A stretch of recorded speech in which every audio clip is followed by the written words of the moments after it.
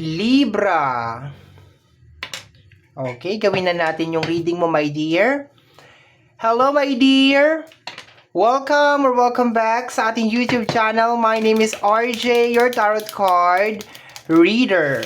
At ang gagawin po natin ngayon is yung ating daily reading para po ito sa araw ng June 18, 2026. Titingnan natin kung anong meron sa araw na ito. Pero bago tayo mag-proceed, kukunin ko po muna itong pagkakataon na ito na magpasalamat. Maraming salamat po sa ating mga abangers. Sa mga walang sawang naghihintay at nag-aabang ng kanilang mga readings. Thank you very much. Maraming salamat po. Gusto ko rin pong kunin itong pagkakataon na ito na magpasalamat sa ating mga new subscribers. Hello my dear, welcome sa ating channel. I hope na mag-enjoy ka dito at mahanap mo or mai-provide ko, my dear, kung ano man yang hinahanap mo. Sana makita mo yan dito sa ating channel. Sa mga interested po sa ating private reading, nasa description box down below yung mga details, information na kinakailangan mo para po makontak ang inyong lingkod. Okay, let's go na tayo, my dear. Tingnan natin kung anong meron sa araw na ito. June 18. Okay, last shuffle na ito. Cut na natin into 3. Libra.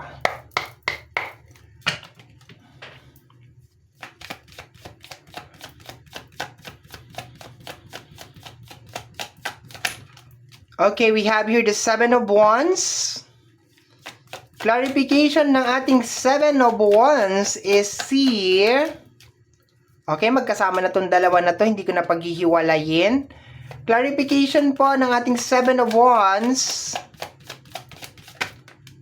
is the energy of the Knight of Sword. Okay. I like the energy of this card, my dear.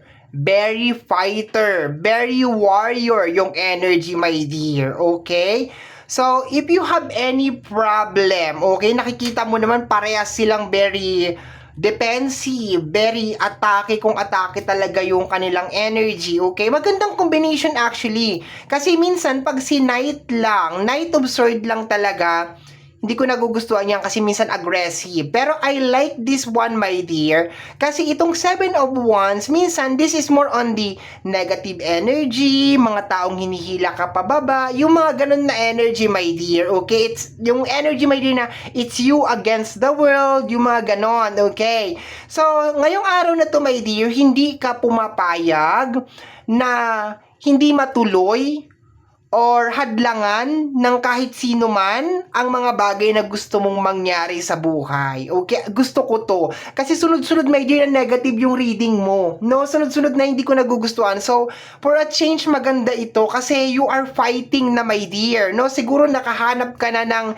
dahilan para ipaglaban kung ano yung dapat na ipaglaban. Okay? Kasi lately, parang ang baba-baba talaga ng energy mo, my dear Libra. Talagang hindi ko talaga maintindihan. Okay? Pero this time, kakaiba yung atake talaga. Like, okay, you are finally fighting, naniniwala ka na sa sarili mo, okay, pinaglalaban mo na yung dapat na ipaglaban kung ano man yan, okay? So, napakaganda niya, my dear. Eto, nahulog to, magkasama, the King of Cups and the 10 of Wands. Oh, very good. Alam mo, my dear, hindi maganda tong combination ng dalawang card na to. Lalo na tong 10 of Wands, hindi to maganda. Okay? Pero dahil meron kang King of Cups, okay, alam mo na magiging mahirap to. Probably ito yung nasasagap ko na energy nitong mga nakaraang araw na parang you are so very defensive kasi siguro dahil nga sa energy ng 10 of Wands. Pero itong energy na to, itong combination ng dalawang card na to, my dear, kumbaga parang willing ka na magsakripisyo, willing ka na masaktan, willing ka na buhatin lahat tong mga wands na to, 'di ba? Willing ka na ibigay talaga, give it all. Kung ibigay ang ibigay, ano daw? Ibigay. Ano to, kabayo? Ibigay. Ibigay ang Christmas bonus. Char. Ibigay ang lahat ng makakaya mo, my dear. Okay, ang ganda. Okay. willing ka, my dear, no? You are already willing to take the challenge. Kumbaga parang sinasabi mo, give it to me. Bigay nyo na siya sa akin.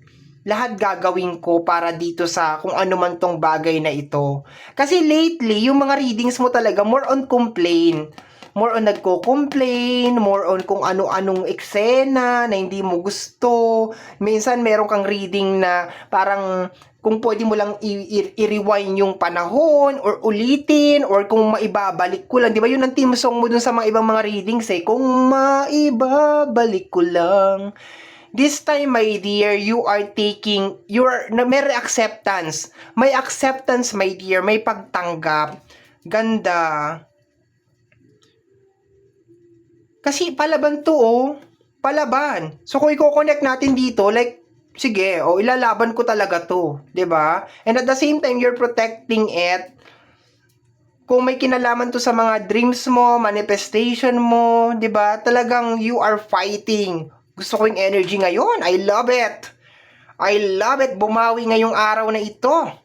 Okay, let's go tayo, my dear. 8 cards lang tayo ngayon ha. Minsan nagto-12 cards tayo, pero for today's video, 8 cards lang tayo. Let me see, my dear Libra, what is going on sa araw na to. June 18, 2026, we have here the Page of Wands. Bihis na bihis ka. Teka, i-clarify natin to. Kasi hindi to 100% na talagang nag-new beginnings ka, my dear. Okay, hindi. Minsan to parang pinag-aaralan mo pa yung mga bagay-bagay. Pero kung titingnan natin pabalik sa reading, parang nakagawa ka na ng desisyon. You already made your decision na ini-embrace mo na kung ano yung challenge, ano yung transformation. Basta siguro alam mo makakatulong sa'yo, makakabuti sa'yo. Teka, ka-clarify natin siya. Clarify natin siya. Kasi kung pag ganun natin siya titingnan, okay siya, nakapag-decide ka na. Pero titingnan natin yung kanyang kasama. Clarification. Anong clarification ng Page of Wands? Clarification ng Page of Wands. We have here the energy of the Two of Swords. Okay. Ang Two of Swords is more on denial na energy. Teka. Yeah, I will stick to that energy, my dear. Nakapag-decide ka na. Yeah, nakapag-decide ka na, hindi ka na denial, wala ka na dun sa illusion, okay? Kasi nakabihis ka na dito eh. So, tingnan natin yung dalawa pa na card, okay? Pero so far, ang nakukuha ko sa dalawang card na to, sa energy ng Page of Wands at saka ng Two of Swords, wala ka na dun sa energy ng Two of Swords. Wala ka na dito. Yung nagdi-deny ka, yung hindi ka makapamili, hindi ka makapag-decide, magulo yung isipan mo, okay? So, wala ka na dito kasi ang partner niya is the Page of Wands, okay? Tingnan natin yung dalawa pang card. Last 2 cards tayo, my dear Libra. Last 2 cards, Libra. Tingnan natin what is going on. We have here the energy of the Fool card. I told you. Alam mo, pwede akong sumablay. Papunta dito, pwede akong sumablay. Dito lang talaga ako kasi kumakapit talaga, my dear Libra. Dito sa 7 of Wands, the Knight of Swords, the King of Cups. Dito talaga ako kumapit na parang, yes, ready ka na talaga. You are ready na mag-new beginnings. You are ready na mag-explore. Hindi ka na naguguluhan. If just in case lately, parang nagkakaroon ka ng mga anxiety tungkol sa ano bang mangyayari pag ginawa ko to, yung mga ganun, kaya ko ba? Nagkakaroon ka ng mga self-doubt, blah, blah, blah, so on and so forth. Ngayong araw na to, wala na lahat yan. Like, parang sinasabi mo, give it to me. Akin na yan. At uumpisahan ko ng himay-himayin yan. Parang ganon, okay? Clarification ng ating Fool card. Let me see. Clarification ng ating Fool card. Okay, we have here another Page of Pentacles, okay? Yes, my dear, nag-i-start ka ng something new, something fresh. I'm so happy for you kasi na-overcome mo yung pagkalito, pagkagulo, kung ano may nangyayari sa iyo, my dear, lately, na-overcome mo talaga siya. So this day, itong araw na ito, pala English kasi, hindi naman foreigner ka girl, di ba?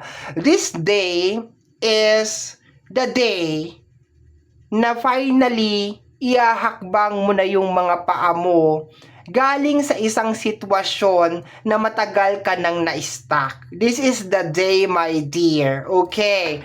Bottom deck of the card or the hidden message is the Eight of Wands, message of transformation. Napaka-importante nitong araw na to, my dear. Kasi kung ano man yung gagawin mong pagbabago ngayong araw na to, definitely, it is going to be a life changer forever and ever and never. Kasi medyo matagal ka na na-stuck, my dear. Medyo matagal ka na na-stuck. It really doesn't matter kung sa usapin man yan ng pera, money, career, love life, medyo matagal ka na na-stuck. And so far, ang ganda nitong reading na to, my dear, kasi hindi ka na-stuck. Okay? Isa ka sa mga zodiac sign talaga na binabantayan ko talaga araw-araw kung ano talaga ang mangyayari sa buhay mo. Dahil sumasakit talaga ang aking bahay bata. Ay, may bahay bata ka, girl. Sumasakit talaga ang aking batok sa'yo kung anong pinaggagawa mo sa buhay mo, no? Although hindi naman ako Libra, pero isa ka sa mga zodiac sign talaga na curious talaga ako kung ano mangyayari talaga sa buhay mo, okay? So, my dear Libra, ito po ang nasagap natin na energy message para sa araw na to. Congratulations! I'm so happy for you, my dear. So, I hope, my dear, na nakatulong itong reading na ginawa natin. And until next time, bye-bye. See you tomorrow. Bye-bye, bye-bye.